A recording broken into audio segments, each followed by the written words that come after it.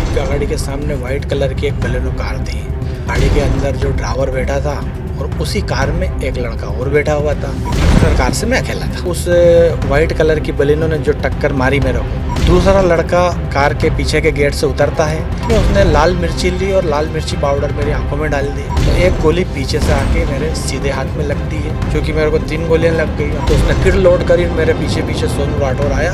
ये पेट वाली गोली उसने आखिरी सन सिटी के गेट में गोली मारी। तो सोनू भाग गया और मेरे को कार में बॉम्बे हॉस्पिटल पहुंचाया गया। कि वो कार किसकी थी, वो कार का ऑनर कौन है, उस कार के नंबर क्या है, क्या फेक नंबर थे, उसने गोलियां मेरे को मारी है तो उसके पीछे क्या कहानी है, वो खुद बताएगा। किसके कहने पे मैंने सुपारी ली है, किसके कहने पे मैंने गोलियां मारी है, किसके कहने पे मैंने इस कांड को अंजाम दिया है। अभी वो जसपाल ढाबे पे सत्येंद्र तोमर के मकान में किराए से रहता है। तो सत्येंद्र सिंह तोमर के साथ में ही वो जेल गया था। खजराना पुलिस ने उसको आरोपी बनाया था। ये दोनों जेल गए थे। दिन लसूड़िया पुलिस सत्येंद्र सिंह तोमर को भी ले गई थी। पलासिया थाने में सोनू 25 आर्म्स एक्ट में बंद हुआ था, लेकिन अभी बलिनो कार नहीं पकड़ाई। इतने कैमरों में या उसके नंबर नहीं आए, या तो कोई बड़ी किसी ने सुपारी दी है। सोनू ने पूरी हत्या करने की कोशिश की। इंदौर में ताबड़तोड़ गोलियां, फिल्मी स्टाइल में गोलियां, वो खबर आपने सुनी होगी, देखी होगी और पढ़ी भी होगी। इंदौर में चर्चा रही इस खबर की बड़ी। इतने आम खुलेआम सड़कों पर गोलियां चलाना, और वो कहते हैं ना कि जाको राखे साइयां मार सके ना कोई। हमारे साथ है मनोज नागर जी, जिन पे हमला हुआ था। आइए उनसे बात करते हैं और पूरे घटनाक्रम के बारे में जानते हैं। मनोज जी हमारे साथ हैं। नमस्कार सर, मैं मनोज नागर। उस दिन घटना वाले दिन मैं अपने ऑफिस साईं श्रद्धा पैलेस से निकला और वहाँ से निकल के मेला ग्राउंड आया।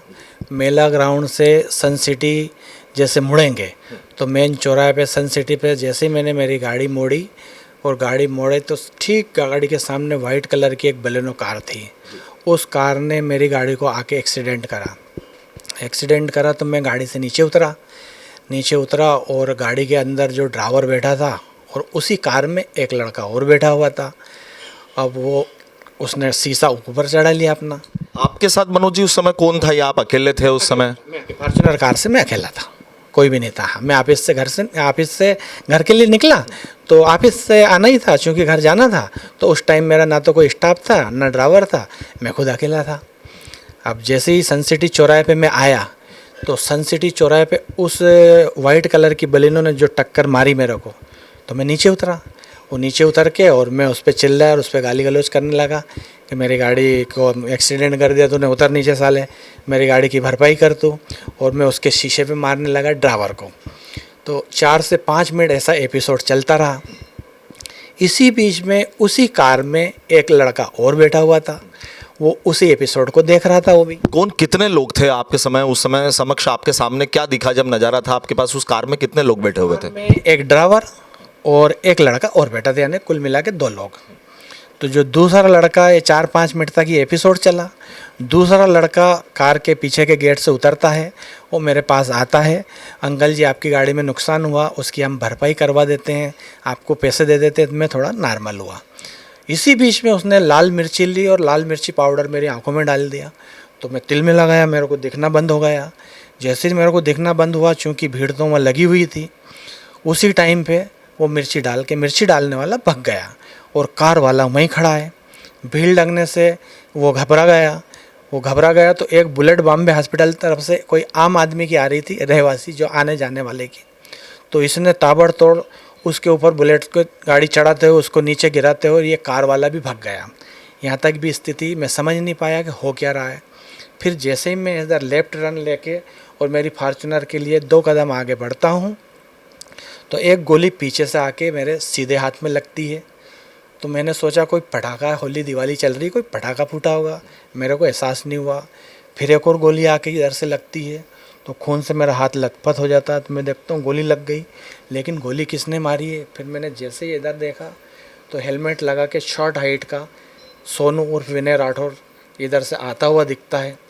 ये कार के बाहर से यस, कार वाला भाग गया। हाँ। और जिसने मिर्ची डाली वो भी भाग गया। अब जिसने 2 गोली चलाई अभी वो दिखा नहीं है, लेकिन तीसरी गोली में वो सामने से दिखा कि मेरा ही परिचित सोनू उर्फ विनय राठौर सिर पे हेलमेट लगा रखा है और सामने से आ रहा है उसने फिर गोली मारी जो मैंने इस हाथ से पकड़ी, लेकिन वो गोली मेरी हथेली को चीरती हुई इधर से उधर निकल गई। क्योंकि मेरे को 3 गोलियां लग गई, आंखों में मिर्ची डली हुई है, मैं पागल जैसा बेहोश जैसी स्थिति में हूँ। फिर मेरे को लगा कि सन सिटी के यहाँ गार्ड बैठे हुए हैं, भीड़ है और वहाँ उजाला है। तो मैंने खूब दौड़ लगा के और 200 मीटर सन सिटी तक दौड़ा और सन सिटी के गेट में घुस गया।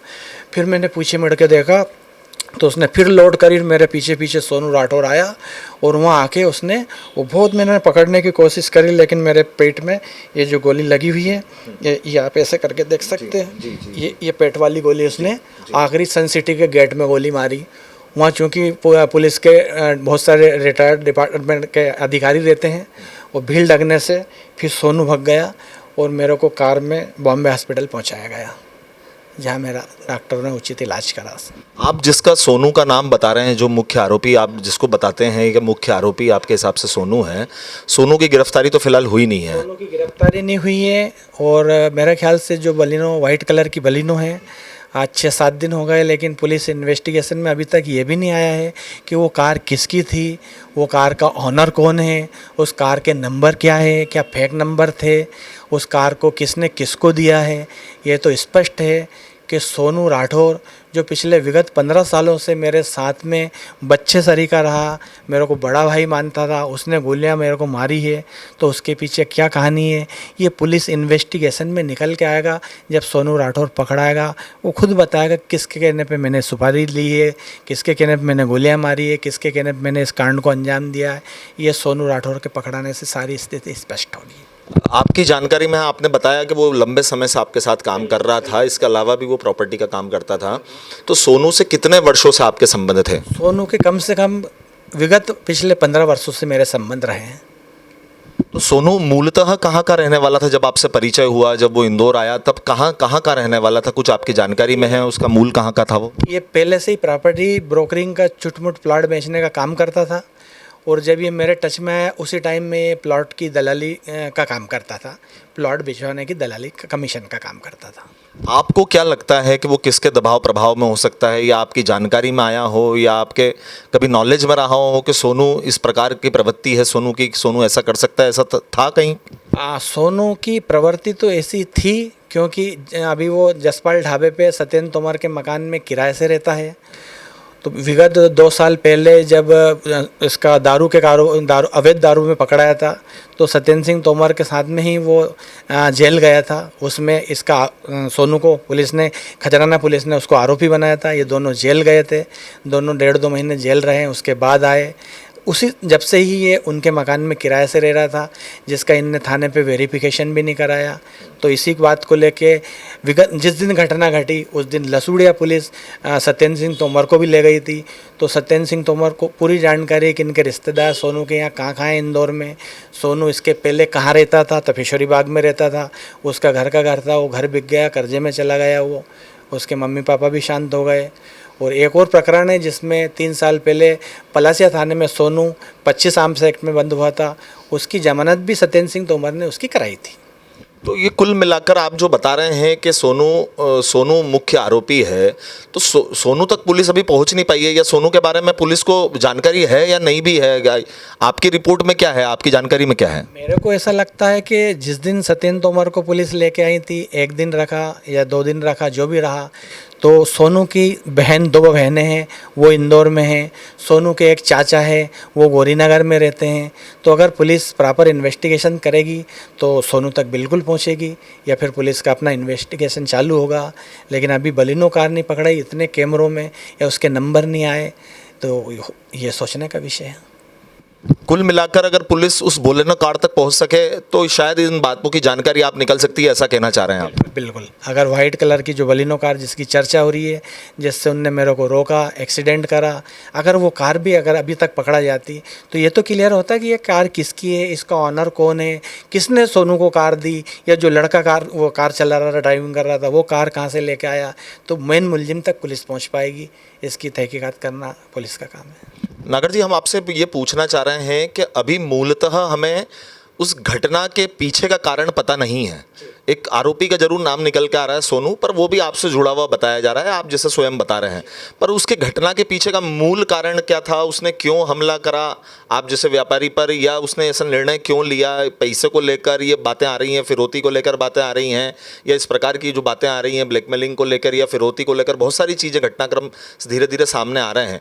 तो आपको क्या लगता है कि पैसे के लिए किया गया है या मूलतः कोई कारण होना चाहिए इस घटना के पीछे? इस घटना के पीछे मूलतः सर कोई कारण है, या तो कोई बड़ी किसी ने सुपारी दी है या सोनू को ब्रेन वॉश करा है। सोनू ने इतना बड़े कांड को अंजाम दिया और इसने गोलियां चलाई है, जानलेवा हमला करा है।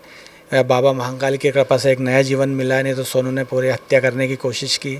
मर्डर था, प्री प्लानिंग मर्डर था सर पूरा।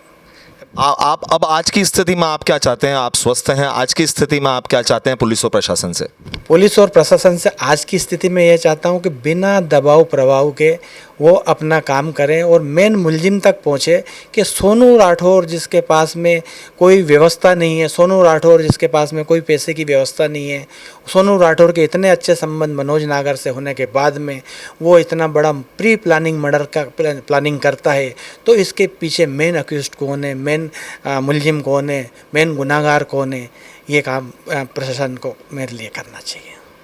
आप देख सकते हैं मनोज नागर हमारे साथ थे, उन्होंने बताया किस तरह मुख्य आरोपी जो है सोनू, उसको लेकर उन्होंने कई जानकारियां दी हैं। निश्चित रूप से कहीं ना कहीं इनको विश्वास है कानून के ऊपर कि कानून निष्पक्षता से कार्रवाई करते हुए सोनू को गिरफ्तार करेगा और उसके मूल कारण तक पहुंचेगा। कैमरामैन धीरज के साथ अर्पण कुमार, राजीव टाइम्स।